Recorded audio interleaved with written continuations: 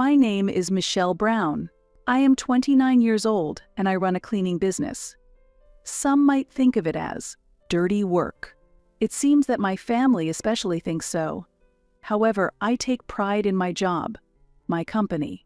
Clean Life, which I started alone 7 years ago, has now grown into a mid-sized business employing 50 people, with annual sales exceeding $3 million. Yet, to my family, I was always just the janitor. This was particularly true for my brother Kevin.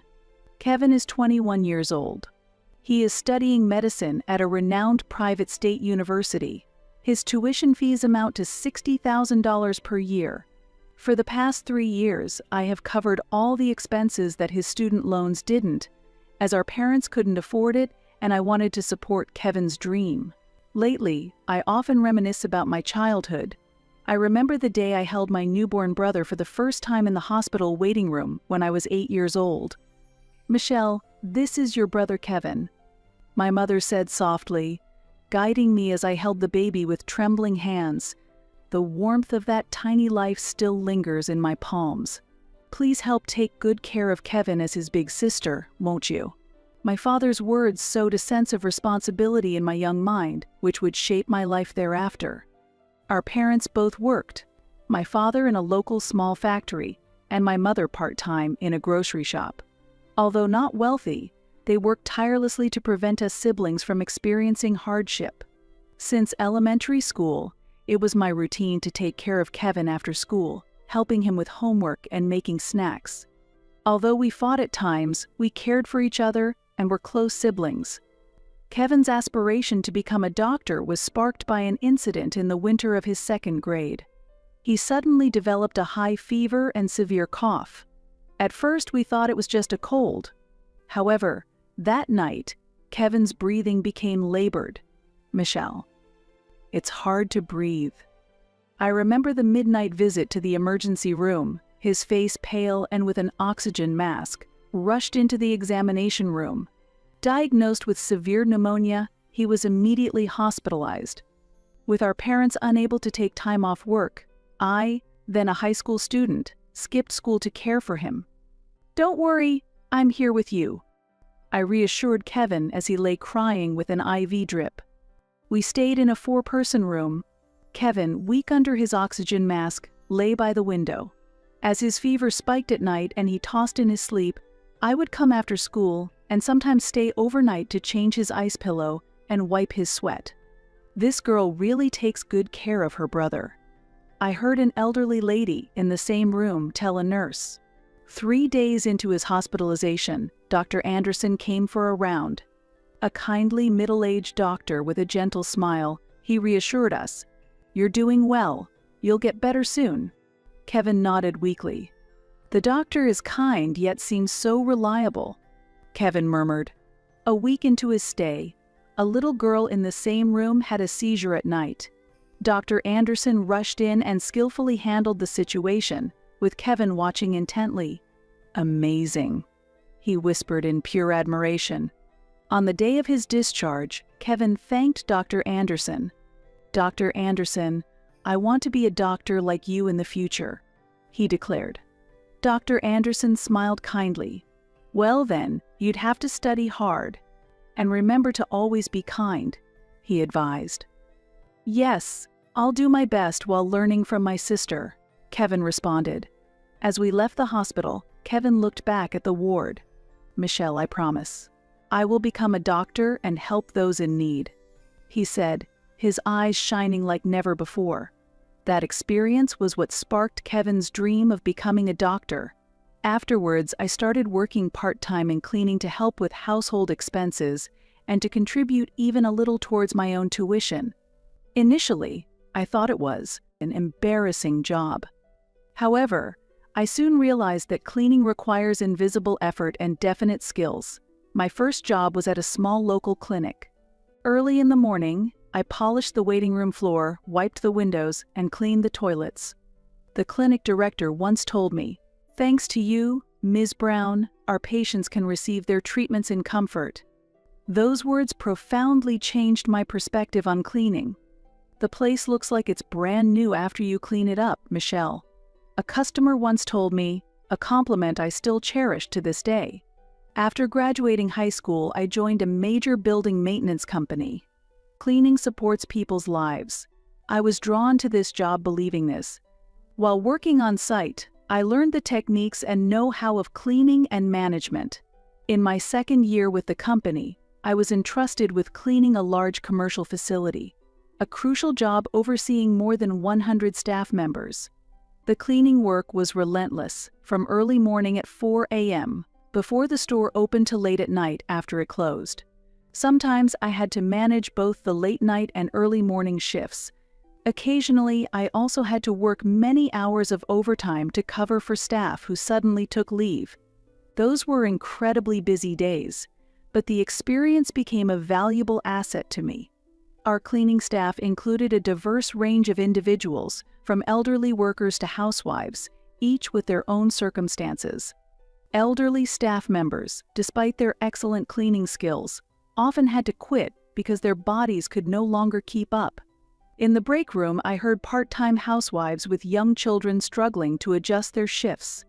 It was around this time that I began to think about starting my own business.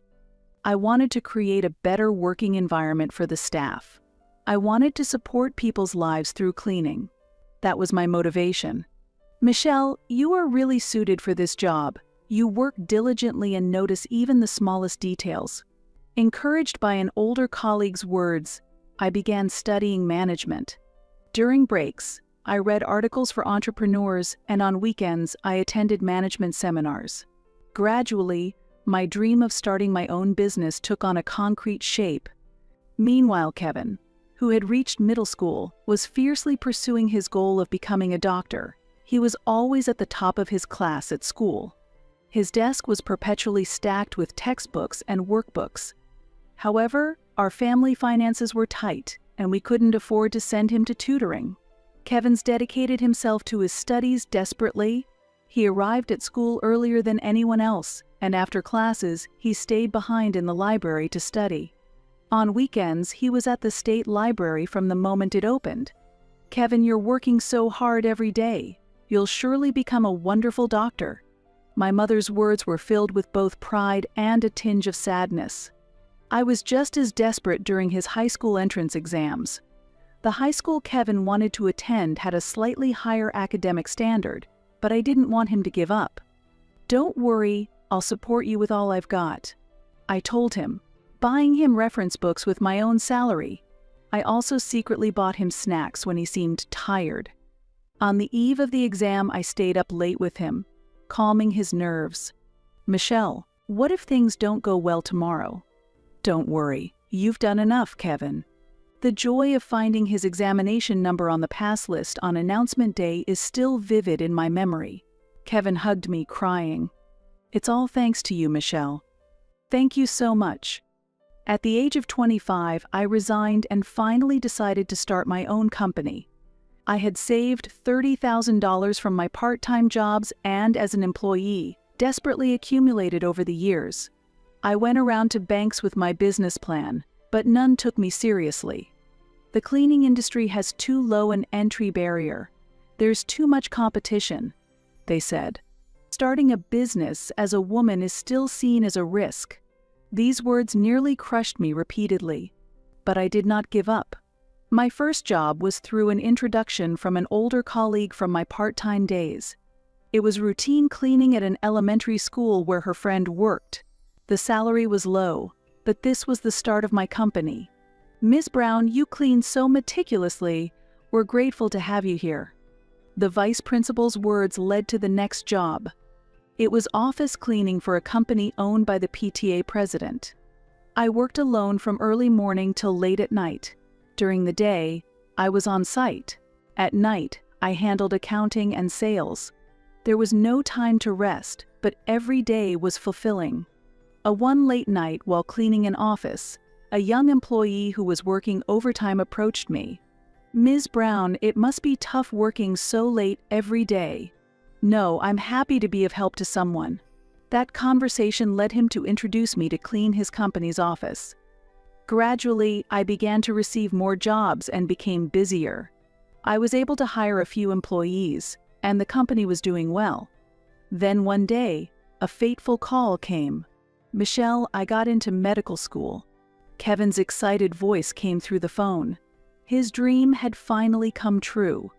"Kevin, I'm coming right away." After receiving the call, I couldn't stay put.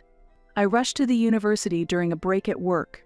The moment we found his name among the accepted students, we hugged and rejoiced together.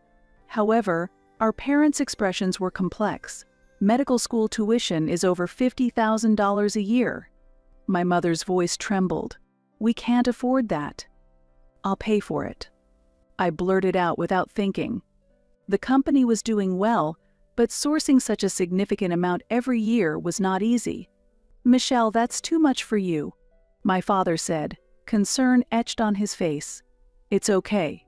I want to do everything I can for Kevin's dream." Overwhelmed with gratitude, Kevin burst into tears. "Michelle, I will definitely repay your kindness." Inspired by his words, I worked even harder. Every day, I went out to secure new contracts, striving to minimize labor costs by working on site myself. Seeing my relentless work, one of my employees approached me. "You're pushing yourself too hard. Let us help with what we can." I took his words to heart and began delegating more tasks gradually. The company steadily grew, and the number of employees increased. However, in exchange, I drastically cut back on my personal life. I refrained from buying new clothes and worked even on holidays. Yet, whenever I saw Kevin striving in medical school, all my fatigue seemed to vanish. However, Kevin's acceptance into medical school gradually changed our parents. The first sign of change was at a family memorial service. "Our Kevin has been accepted into medical school," my mother proudly told each relative. With each telling, she received praises like, "Impressive," and "How commendable," and her face lit up with pride. When an aunt asked, "Is Michelle still in the cleaning business?" my mother's face clouded over slightly, and she answered vaguely, "Well, yes." My father also changed. He began to bring up Kevin at his weekly chess gatherings.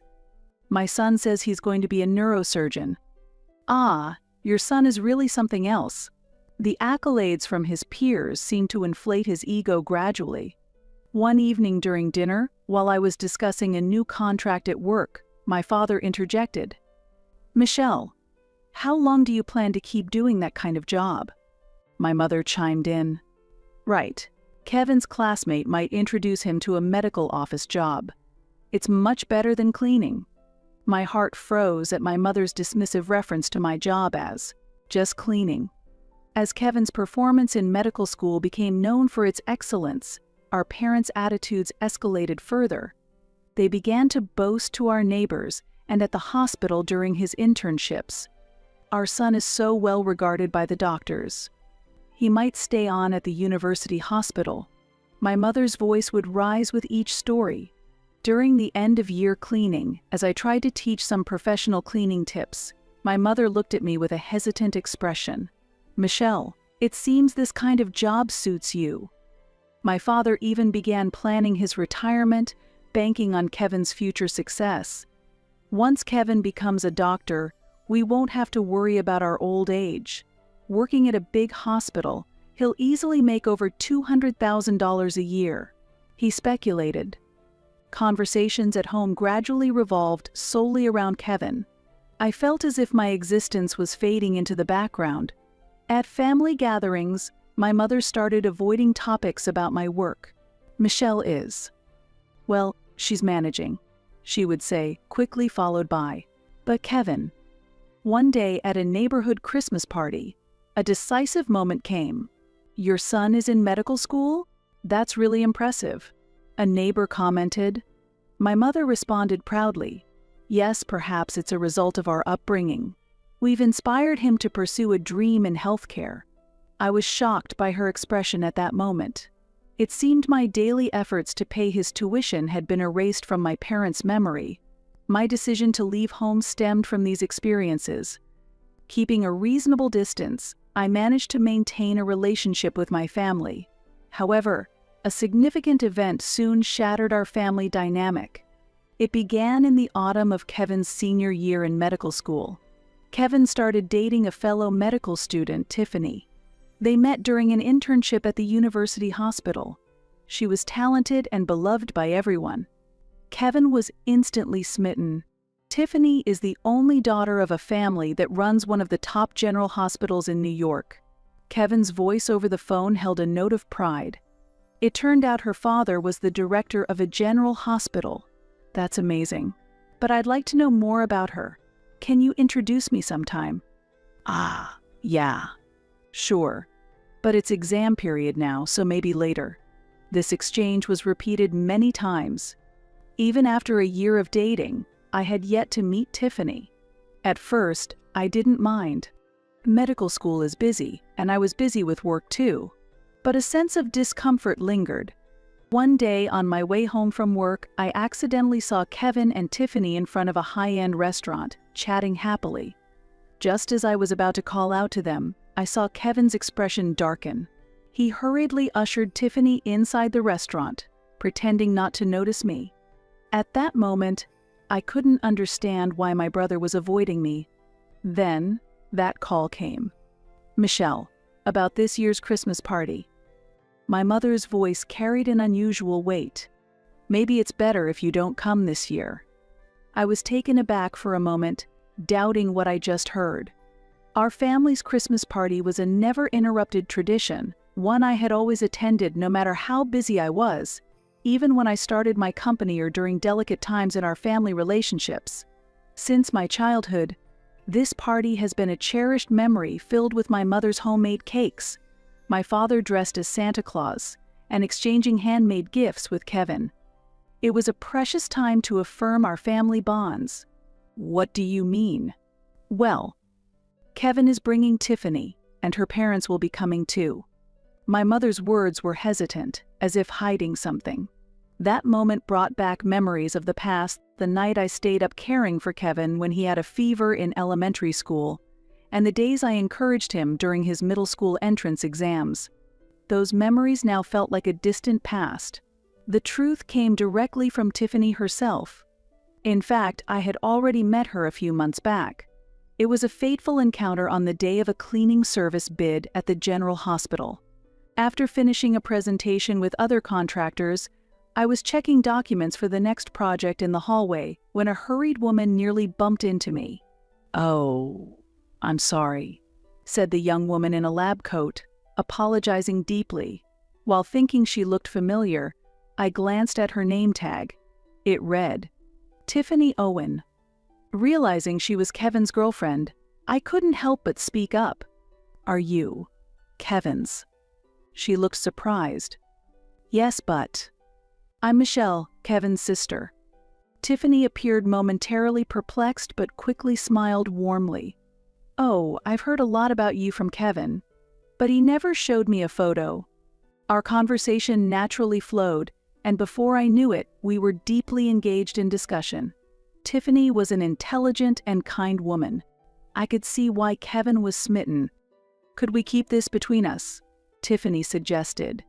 "I think it would surprise him. He would be surprised when we reveal to him we've become good friends." I thought it sounded fun and agreed to keep our meeting a secret. However, looking back, perhaps Tiffany wanted to keep it secret out of consideration for me. We occasionally met for coffee after that. Then, the day after my mother called about the Christmas party, Tiffany contacted me. "Michelle, there's something I need to talk to you about." Her voice trembling. We met at our usual cafe, her eyes red as if she had been crying. "Michelle, I can't stand it anymore," she said, her voice shaking. "About the Christmas party. Maybe I shouldn't say this, but I think you have the right to know." Tiffany took a deep breath and began to speak. She had accidentally overheard a conversation between Kevin and my mother. She heard them saying, "Tiffany's family shouldn't find out that his sister is a janitor." That phrase struck me like a sharp blade. If they find out about Michelle being a janitor, Tiffany's parents might not accept our relationship, and it could even affect my future career prospects. I felt as if my 24 years bond with my brother crumbled in an instant. Kevin had proposed excluding me from family gatherings, seeing me as an obstacle to his future. When I heard these words, something quietly but surely broke inside me. More shocking was my parents' reaction. "Don't worry, Michelle will understand. Considering your future. The world of medicine is really special." They seemed to sympathize with Kevin's reasoning, as if my feelings as a daughter were less important than maintaining a social facade for my brother. Since childhood, I had lived with the phrase, "because you're the big sister," and sacrificing for my brother had seemed natural. But now, that natural felt profoundly unstable. Tiffany continued. "Actually, I've kept it a secret from Kevin for a long time, but my mother has been a janitor at a hospital for over 20 years. She met my father there and they married, but she continued to work even after marriage. She worked with pride." Tears welled up in her eyes as she spoke. "My mother always said, cleaning is an important job that protects people's lives." Deep gratitude for her mother shone in Tiffany's eyes. I pretended I didn't hear their conversation and said at the Christmas party, "I'd like to meet your sister." Then Kevin. He called the cleaning job embarrassing and referred to you as just a janitor. Tiffany's tears spilled over as she spoke. "I can't believe them anymore. They're people who think of my mother's job in such a way," Tiffany said as she looked down, trembling. That night, I stayed late at the office, lost in thought in front of my computer. Displayed on the monitor was the payment history for Kevin's tuition fees, amounting to over $100,000 over 4 years. I had covered his day-to-day expenses and the shortfall in his tuition by taking out loans, on top of my own contributions. It was the crystallization of my sweat and tears. The nightscape visible from the office window seemed lonelier than usual. A janitor's sister. The phrase echoed in my mind like a haunting refrain. I am proud of my job. I support people's lives and maintain the environment. It is by no means a job to be ashamed of. Days of sleeplessness filled with anger came, followed with sadness. The next day, I received a brief message from Tiffany. "I've decided to break up with Kevin. I cannot be with someone who dismisses my mother's life like that. Michelle, thank you for everything." Perhaps deep down, I had sensed this outcome, but I hadn't expected it to come so soon. That night, I made a difficult decision. I stopped paying Kevin's tuition fees. A few days later, a notice of unpaid tuition arrived at the university for Kevin. Confused and angry calls came from both my parents and Kevin. "What is this? Didn't you promise to pay for the tuition fees?" My mother's voice was frantic. "Michelle, what happened? Kevin's future depends on this." My mother cried, and my father yelled at me. But my resolve was firm. If having a janitor for a sister is embarrassing, then you don't need assistance from me. I responded calmly, "Let Kevin find his own path. It will surely be a good experience for him." Kevin, in a panic, called me. "Michelle, please. Pay the tuition fee." "Why?" I asked calmly. "Am I not just a shameful janitor?" "That's not it. I was wrong. I'm sorry." "Kevin," I said quietly, "you were ashamed of my job, of my existence, yet you still want to accept my money. Our parents called every relative, but no one offered to help Kevin. Ever since Kevin had entered medical school, our parents' haughty attitude had exhausted our relatives' patience. Eventually, Kevin decided to apply for a scholarship and started a part-time job. A month later, Kevin visited my workplace. He had lost a lot of weight. "Michelle, I'm truly sorry," he said, apologizing deeply. "I've applied for a scholarship and started a part-time job. I'm going to continue my studies on my own." His voice lacked its former arrogance. The situation with Tiffany made me realize. She told me how important and honorable cleaning work is, how wonderful the job you do is. Someone who doesn't understand that shouldn't be a doctor. I listened silently to his words. "Your company. It's really impressive. I didn't realize it before. I'm truly sorry. Entering medical school made me think I was better than others." His eyes surveyed my office. "There's nothing to be ashamed of anymore. Rather, I'm proud. Seeing the smiles of the people working at your company made me understand," he said. I spoke after a moment's thought. "From now on, you stand on your own, but if you're really in trouble, you can come to me." Kevin nodded, tears in his eyes. "Thank you. But I'll try to do it on my own as much as I can. I think that's how I can apologize to you." Months passed, and Kevin truly changed. He worked part-time at a local clinic on weekends and as a tutor on weekday evenings. Kevin began to visit sometimes to talk about his experiences in medical school and his future dreams. "I want to open a clinic in the community in the future. Not one for the wealthy, but a place where everyone can feel secure." His eyes no longer held vanity or pretense, but a firm resolve. From time to time, my mother called. "Michelle, I'm really sorry for trampling over your feelings," her voice laden with deep regret. My father sent a letter. "Michelle, my daughter, I am proud of your strength. We were wrong. If you can forgive us, let's be a family again." I've put off responding. I need time. But I believe that one day we can come together as a family again. A year later, Kevin started an internship at a local clinic, which, incidentally, my company was contracted to clean. Dr. Kevin really understands the patient's feelings. A nurse commented one day. Kevin chatted amiably with the janitors and became a doctor who empathized with his patients' anxieties. Now our sibling bonds might be stronger than before, not based on ideals or pretenses, but on a reality where we understand each other. And Kevin came to understand the true value of cleaning work. It's not just cleaning. It's a job that proudly supports people's health and peace of mind.